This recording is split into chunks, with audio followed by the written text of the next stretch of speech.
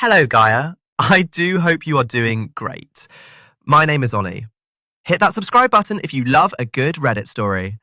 All right, let's get into our first story of the day. Our first story of the day comes from Technical Housing 97 in the Am I the Asshole subreddit, and it says, Am I the a-hole for telling my wife that I will lose respect for her if she doesn't apologize? My wife and I have 3 kids. On Thursday, my wife was helping our 9-year-old with her homework. She was supposed to fill in a chart with the times tables. That was a hectic day. Our 4-year-old threw up and I was trying to clean him up, and my wife was having trouble getting our 9-year-old to focus on what she was doing because she kept looking at me. Our 9-year-old hates math and is pretty bad at it, which annoys my wife, who is usually fantastic at math. My wife asked our daughter what 7 times 7 was. Our daughter said she didn't know. My wife kept telling her to try to think of any answer. She kept saying she didn't know. My wife was getting frustrated. Our daughter finally guessed 37. My wife said, close, 47 inches. Our 13-year-old then said, no, Mum, it's 49 inches. My wife snapped at that point and told him to shut up and go upstairs. He went into the backyard instead. She took a deep breath and then went into our room. I finished with our 4-year-old and then went outside. I tried to talk to him, but he didn't want to listen. He kept saying, but Dad, 7 times 7 is 49 inches. I told him his mum just got frustrated and didn't mean to yell at him. He kept insisting that 7 times 7 is 49, which I am aware of, so I got nowhere. I went back inside to talk to my wife. She said she knew she shouldn't have yelled. She said she was frustrated because he was distracting her, and that's why she made the mistake. I pointed out that she made the mistake before he said anything. She started crying and asked why I was being so critical. I apologized and told her I loved her. We hugged it out, but then I asked her if she was going to go and apologize to our 13-year-old. She said no, because he shouldn't have interrupted her. She said he was rude and needed to learn not to interrupt. I told her it's not okay to tell him to shut up. We went back and forth, and finally, I said I won't be able to respect her as much if she doesn't apologize. That really hurt her. She said she needed space. She hasn't said a word to me or him since Thursday. I know that what I said is harsh, but I can't respect someone who won't apologize when they make a mistake. Am I the a-hole? My sister says I am because I'm not being supportive, and our 13-year-old is a lot. Update. My wife got up before our alarm and started cleaning our bathroom. I started the laundry and made breakfast. She didn't say a word when she sat down to eat. She ate much faster than normal. She stood up, picked up our 4-year-old, and told our 9-year-old to get ready because they were going to the library. She didn't say anything to our 13-year-old. I told her we need to talk, and she shook her head. I followed her upstairs and insisted that we need to talk. She just kept shaking her head. She went into our 4-year-old's room and locked the door. I went downstairs and told our 13 and 9-year-old that we are going to the dog park. They both asked if Mum was okay, and I said yes and that she needed space. I grabbed some clothes for our 9-year-old from the laundry room, and she got changed in the downstairs bathroom. We are at the dog park, and my wife is refusing to answer my texts. I'm starting to think this isn't about math. I swear I've read a lot of crazy stories, but this one really hits a nerve, doesn't it? Let me tell you something. The whole scenario of the wife, husband, and their children sounds like a delightful mess served piping hot. But here's the kicker. The audacity of the wife to stubbornly refuse an apology. What am I even reading? I mean, when you're caught in a situation like this, where your hubris mixes with the innocence of a child, you need to own up, right? This guy says he'll lose respect if she doesn't apologize. Harsh? Maybe. But folks, can we just acknowledge the lack of an apology over a scattering of frustration and a failed math problem is absolutely ridiculous. Tell me I'm wrong. Like, your own kid tells you the right answer and gets scolded, and you double down by locking yourself in the bathroom. Bloody hell, what are we doing here? And this is where it gets outrageous. It's not about the math anymore. It's about egos and feelings bottled up tighter than Fort Knox. Honestly, drop your thoughts below because I need some sense untangled from this mess. Am I the only one losing it over this bloody house of cards? A Reddit user says, A lot of people forget that adults aren't always right and children aren't always wrong. She needs to apologize for snapping at your child.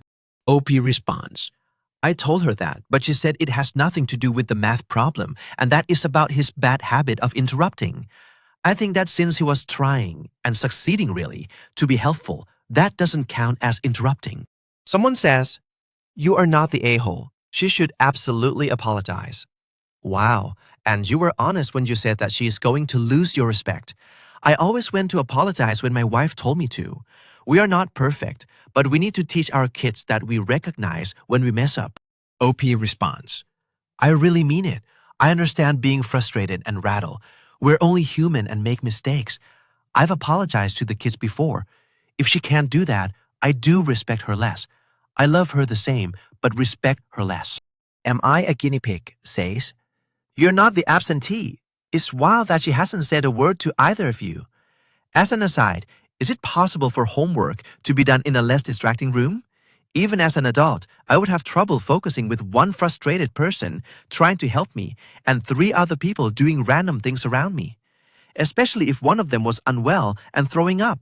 So that's got to be really tough for a 9-year-old. Someone says, Once, when I was left in charge of my siblings, one brother dumped a bottle of oil on another brother's head. I knew that we don't waste paper towels, so in my 12-year-old brain, I thought I needed the most absorbent thing we have to clean this up because it was a big mess. I decided the best thing to use was a good thick towel, one of the few nice things my single mom had. When she got home, she was mad and I got yelled at. And then she apologized to me. She realized that I was doing my best with the knowledge that I had. I didn't know that oil stained. She acknowledged that I was doing a favor for her by babysitting my siblings and that the boys were the ones who made the mess. I was trying to be responsible. That apology has stayed with me as a defining part of our relationship, and I love her for that. She became a better mother, and I am also a better mom because I have followed her example, and I apologize to my children every time I mess up. Not the a-hole. Someone says, She absolutely needs to apologize for what she said to him. And I am disgusted that she tried to blame him for her giving a wrong answer. She should have just laughed and said, Oops, you're right. Kids are okay with parents making a math mistake. They are not okay with being told to be quiet and to go upstairs. She made more than a math mistake. One day later, the OP comes with an update, and it says, link to my original post. In summary, for those who prefer not to click, my wife and I had an extremely hectic week last week. On Thursday, she was helping our daughter with her math homework while feeling frustrated and overwhelmed. She provided our daughter with the wrong answer to a question. Our son corrected her, and she yelled at him to be quiet. Afterwards, I wanted her to apologize, but she refused, and I mentioned that this would make me respect her less. In response, she gave both me and our son the silent treatment. Update. Yesterday, Sunday, my wife wanted to take the 2 younger children to the library. I attempted to talk to her, but she locked herself in our 4-year-old's room. I took our older 2 children to the dog park. She took our 4-year-old to the library. At the dog park, I spoke with our 13-year-old. I explained to him that a lot was happening right now and that his mother was overwhelmed. I mentioned that sometimes when someone is overwhelmed, the next event, whether good, bad, or neutral, can push them over, and they might lash out at the source, whether it is good, bad, or neutral. I expressed that his mum was wrong to lash out at him, but it wasn't his fault, and she didn't really mean it. I explained that she was embarrassed, and that was why she was avoiding him. He said that seemed unfair, and we kept discussing it back and forth. I tried to help him understand that he didn't do anything wrong and shouldn't feel bad, but he focused solely on the idea that he was being treated unfairly. I acknowledged that it was unfair, but reminded him that his mum isn't perfect and everyone makes mistakes. I mentioned that he is also sometimes unfair, but we forgive him because we love him. I suggested that forgiving his mum, even though she was wrong, would be a nice way to show his love for her, but that it wasn't obligatory. Again, he simply stated that the situation was unfair, which it is. It really is. After the dog park, I took our 13-year-old to a friend's house and our 9-year-old to a friend of mine's house. I returned home and prepared dinner. However, my wife went out for dinner with our 4-year-old, so she didn't come home until after I'd put everything away. I told her that we needed to talk now that the older kids weren't here, and avoiding a conversation was no longer an option. She still ignored me, so I mentioned that if she wouldn't engage with me, I would have to call our sisters to come over to help. She became very angry, but finally engaged. She told me that she feels overwhelmed. She expressed that work is exhausting, and every day when she gets home, her patience is already below 0. She is frightened and upset by our 4-year-old's stomach issues. She mentioned that he vomited again at dinner. She really shouldn't have taken him out to eat because we are supposed to monitor everything he consumes before vomiting or not vomiting prior to the appointment today. This is impossible to track at a restaurant, but I didn't mention that. She said she can't tolerate our 13-year-old's behavior anymore. I replied that he didn't do anything wrong on Thursday. She mentioned that if we interrupted our parents to correct them at that age, we would have been punished severely. She claimed we raised a spoiled, entitled child. She said she can never find peace and quiet in our own home, which we worked hard to pay for because we have a spoiled teen who refuses to ever stop talking or making noise.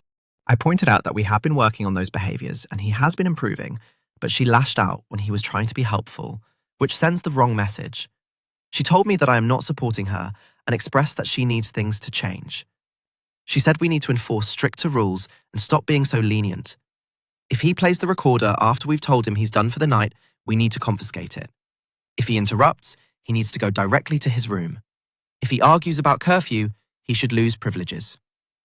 I suggested we take a step back. I advised her that if she feels overwhelmed, she needs to take a break. I remarked that this heightened emotional state is a bad time to make significant household changes. As suggested by many commenters, I proposed she get a hotel for a few days to decompress. She insisted she's not the problem. I didn't say she was, and that he is. She claimed he was troublesome from the beginning.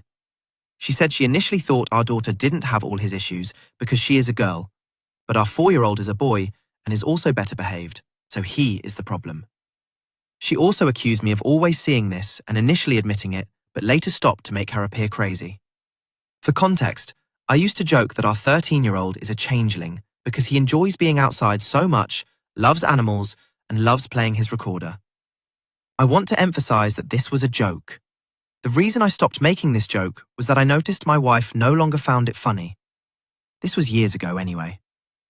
I explained all that, and she insisted that even then, I saw he was wrong, but stopped acknowledging it to make her feel like she was the issue. She also revealed that she has been seeing an online therapist, which I had no knowledge of. She confessed she didn't inform me because she felt embarrassed. Her therapist told her that our son has dangerous tendencies and shows signs of being disrespectful towards women because he doesn't respect his mother. I didn't know how to respond to that. I commented that any therapist who says something like that about a child they haven't met should not be licensed, and if it's an online therapist, for all she knows, they aren't. At the end of our conversation, she agreed to go to the hotel only if she could take our 4-year-old with her because she wanted to take him to his medical appointment. I didn't think that was a good idea. Nevertheless, she ended up taking him and leaving. I picked up the kids and brought them home. They sensed something was wrong and were very subdued this morning while getting ready for school. I spoke to my boss when I arrived, and he agreed to let me leave early to attend our 4-year-old's medical appointment. I'm not sure what will happen there. I hope it will be good news and that it will make us all feel less on edge. Oh, let me tell you something. This story has my head spinning. So, we've got a situation here where everything is piling up on this poor woman, and then it explodes in all the wrong ways. You know what I mean? I get it. We all have bad weeks, but the silent treatment over someone asking for an apology, that's a bit much. First off, locking herself in the 4-year-old's room? Come on, how does that solve anything? But, the kicker, talking to your kid about their mum being overwhelmed without being able to actually show they're overwhelmed. Feels like a tightrope walk where everyone thinks they'll fall. And what about that therapist? Are we serious right now? Labeling a kid you've never met as having dangerous tendencies? That's absolutely insane. And speaking of danger, am I the only one who thinks dragging the 4-year-old to a hotel isn't the best decompression strategy? But you know what? It's these little domestic skirmishes that really get to me because they snowball. One little problem leads to another. And then, you're debating hotel stays. I hope some actual talking heads in this house soon because it sounds like one crowded emotional mess. Share your thoughts, people. Is it just me, or is this a head scratcher? Put those viewpoints out there because I need clarity. Our next story comes from Anon in Reddit in the XJW subreddit. And it says, "Help. My wife is a Jehovah's Witness, and she wants us to go together and take our newborn child. I am trying to reason with her." Hey everyone, first I want to say I love that you can all come here and share. I'm not a Jehovah's Witness or an ex-Jehovah's Witness, but I am in a marriage with a Jehovah's Witness and looking for advice. When we first started dating and before we got married, she did not go to the church. She did tell me she went to church though, and it was important to her. Before we got married, she said she wanted to get baptized later. Maybe. She said she would think about it. Maybe not. I explained some things I do not agree with, like not accepting blood. And now that we have a child on the way, we have talked about it more openly, to the point where she seems on the fence. But sometimes when she gets mad about something, anything else, she said she wants to start going to church this week. Our child will be born in less than a month. No one in her family is a Jehovah's Witness. However, her mum started going when she was around 7 and took her with her. Her mum is not baptized because she lives with her father, but they are separated/divorced. I don't think it is a family pressure thing. I told her we could go and listen after the baby is here, but I wanted to think and talk about potentially not getting baptized, for things like not taking blood, and also because I want to be able to celebrate our kid's birthday or celebrate Christmas with our kid and our family. We have some elders that love Christmas but won't be around forever. Am I being selfish? Any tips to reason with her and talk to her? I never approached her in a way to tell her no. On the contrary, as a wife, she is very controlling.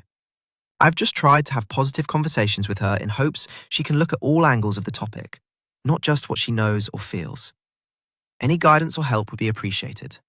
She is also convinced that if she goes and gets baptized and our son, the elders won't demand much of her time, nor will they pressure her to have me come and convert, or potentially leave me.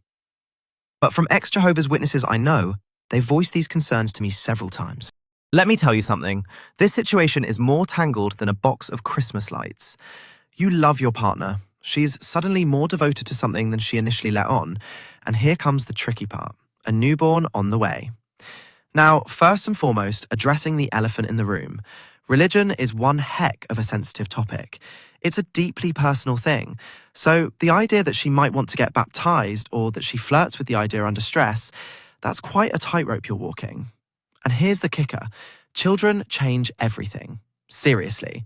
When contemplating a belief system that implies refusing blood transfusions or avoiding birthday parties, one can't just sweep that under the rug as a minor difference. It's monumental. Look, you're not selfish for wanting to celebrate Christmas traditions or worry about medical decisions. Hell, you're not trying to control her beliefs. You're trying to protect your kid's future.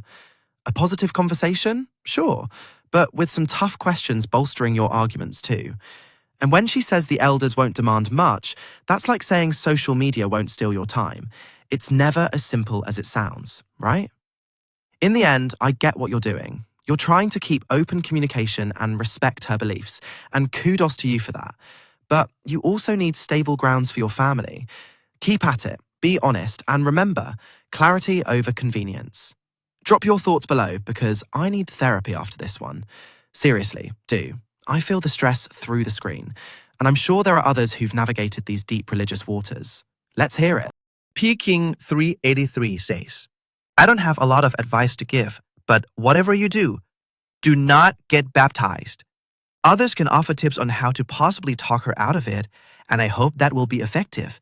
But if your wife decides to get baptized and remain in the religion, you might think converting will make things easier. It will not. In other religions, you can get baptized, attend on Sunday, and that's it. Jehovah's Witnesses are not like that. It is a high commitment, high control religious group. Once you get baptized, you're expected to attend and prepare for the 2 meetings a week, regularly go out preaching, do a family worship, family indoctrination session every week, reduce or cut off association with non-Jehovah's Witness friends, and more. And there's no going back. If you decide to leave, if you want to celebrate Christmas, birthdays, or if your child ever needs a blood transfusion, all Jehovah's Witness friends will cut you off. Your wife won't be allowed to talk to you about religious things, so that'll make home life awkward at best. Their rules say the only grounds for divorce are adultery, but you hear stories about how elders sometimes try to break up those kinds of couples. Again, if she stays with the religion, maybe you will decide to go with her to the meeting on Sunday to show you love her. But for the love of everything, do not get baptized. OP provides more information in the comments by stating, I won't get baptized. I'm just trying to have her realize, so maybe she won't get baptized or force our child to. 2 weeks later, the OP returns with an update, and he reveals that after putting his foot down, the situation has escalated as she threatens divorce even more. Here's what he has to say. Hi everyone, update to my last post. I've put my foot down and I've just been going to the gym, even if she fights or cries. I feel really bad and guilty, but I go anyway. Now, this past week, she's been threatening divorce if I keep going, and she's become a lot more controlling and mean. I asked her how we can fix this, and she tells me to stop going to the gym and stop talking to the friend I go with. He's like a brother to me, and has done absolutely nothing wrong. When I ask her about it, she doesn't give me any reason. She says she doesn't want anyone else in our life. To sum up, I tried to put my foot down, but nothing has gotten better. It's just gotten worse. Today, after arriving 10 minutes late from the time she gave me for the gym, she told me that if I want to go to the gym more, this was the most I could get her to settle on, she does not permit me to take him in my car. Note, he lives on the same street and I have to pass by his house anyway. Is my marriage done? Let me just say this real quick. What am I even reading? Honestly, we're talking about going to the gym, not hiding dark secrets or meeting in shady alleys. And here she is, swinging the divorce card like it's a bloomin' fast food menu special. One divorce, please. Hold the logic. It's absurd. You want to pump some iron, and she's there threatening to tear the whole marriage down if you lift a dumbbell with your friend, who, by your own account, is practically family. Absolutely bonkers. And for what? Because you arrive 10 minutes late? Like, where's the partnership if the demands sound more like a dictator's manifest? Seriously. Demanding you ditch your gym buddy because she doesn't want anyone else in your life is, well, ridiculous and outrageously controlling. If the gym is a battlefield now, what's next? Are you supposed to switch to stealth mode every time you grab a coffee with a pal? This whole scene cries out for more communication and less dramatics. Tell me I'm crazy, but no marriage should feel like you're navigating a minefield of unreasonable ultimatums. Thoughts, anyone? Our last story comes from Ambitious Lone 3639 in the Am I the Arsehole subreddit. And it says, Am I the a-hole for sleeping with my sister's boyfriend? But it's not what it sounds like. My sister, a 26-year-old female, is dating and soon to be engaged to my ex-boyfriend, a 26-year-old male. I know he's planning on proposing, or was, as I was helping him. When I was 16, I dated my sister's now boyfriend for about 6 months. It wasn't a super serious relationship, but we, as most teenagers do around that age, had intimate relations. We did it a few times, but nothing obscene. The relationship ended amicably because we simply didn't want to date anymore. There were no harsh feelings, and we remained friends throughout high school and college. When my sister was around 23, she moved back to our hometown a year or so after college, and he was living here also. They began to spend time together, and she asked if it would bother me if they began to date. I had absolutely no problem with it and told her there were absolutely no weird feelings, and I didn't even consider him a serious relationship as it was nearly 10 years ago. They've now been dating for the past 3 years, and he plans to propose and has even asked for my help. Now for the actual conflict. About a week ago, I, my sister, her boyfriend, and a few of our mutual friends went out to dinner. During one of the conversations, my sister made a joke about how he better propose soon because she was starting to feel like an old maid, her words. I asked her what she meant, and she said they were both saving themselves for marriage. I asked her if she meant in just this relationship or if she was saving herself, period. She said they had both been saving themselves their whole life. I gave her boyfriend a strange look from across the table, and she caught it. She asked why I looked at him weird, and I said it was nothing and tried to move past it. She insisted I tell her why because she thought I was judging them. I confessed that we had intimate relations in high school, although it didn't really mean anything. She got mad at him first for lying, and somehow he managed to convince her that never happened. And then she got mad at me for making things up and, direct quote, trying to sabotage our future marriage because you're not over him. I told her I was, in fact, completely over him, and that I was also not lying, and then they both got up and left. My friends know I was telling the truth and have tried to contact her and back me up. She hasn't answered any of them and texted me the day after, saying that I wouldn't be invited to the future wedding if I didn't admit to lying. I do feel really bad and wish I hadn't said anything or lied about why I looked at him, but I felt like I owed it to her because she's my sister and he was lying. Should I have handled it differently? Not have told her at all, etc.? Am I the a-hole? Okay, so I'm first going to start off with some context to clear up some confusion I was seeing. My sister and I grew up kind of religious, with pretty old-fashioned parents. I didn't really buy into any of the religion stuff, but my sister did. Not quite as much as my parents, but definitely more than me. They always told us to wait till marriage, but I clearly did not listen to them. And I guess it never occurred to me that my sister probably did. The reason she never knew about us sleeping together is because I didn't tell her because I thought she might tell my parents, and I didn't want to deal with them. The reason I didn't know she was waiting is because she has always been one to keep that kind of thing to herself, and is very set on having her own privacy. When I say that we weren't in a serious relationship in high school, it's because I'm a firm believer that no high school relationship is that serious. We also both knew that we weren't planning on staying together forever. We only slept together 2, maybe 3 times, which in my mind isn't very serious, even for teenagers.